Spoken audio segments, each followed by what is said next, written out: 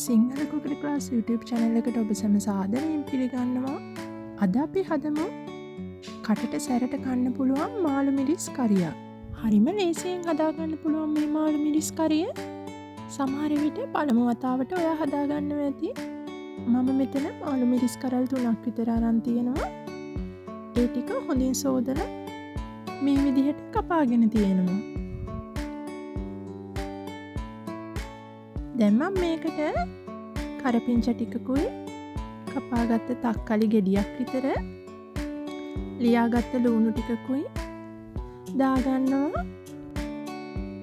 ඊට පස්සේ ලුණු කුඩු ටිකකුයි කහ කුඩු පොඩ්ඩකුයි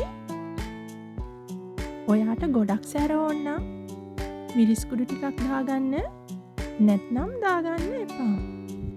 ඊට පස්සේ 3-5 කුඩු ටිකක් දාගෙන මේ ටික හොඳින් කලවම් කරන්න. දැන් ඇතිලියක් ලිපේ තියෙනවා.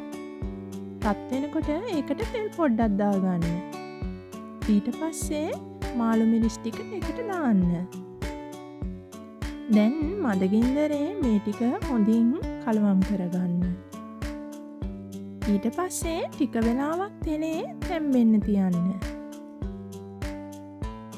මේ මාළු මිරිස් කරිය ඔයා එකපාරක් හදලා කෑවොත් ආය කන්න ආස හිතෙනවා.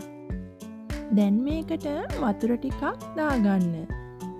ඊට පස්සේ හොඳින් ගලවම් කරලා ඒ ටික තව ටිකක් තම්බ ගන්න. දැන් මාළු මිරිස් ටික මේ වගේ තැම්බිලා තියෙන්නේ. දැන් මම උකු පොල් කිරි ටිකක් ඒකට දාගන්නවා. ගොඩක් හොද්ද තියාගන්න නැතුව මාළු මිරිස් ටික අපි ඉඳෙන්න හදාගන්න ඕනේ. කිරි ටික හොඳින් නැතුවහම ඇතිලිය ලිපෙන් වක් ගන්න. ඔයාලන් මේ රෙසිපිය try කරලා බලන්න.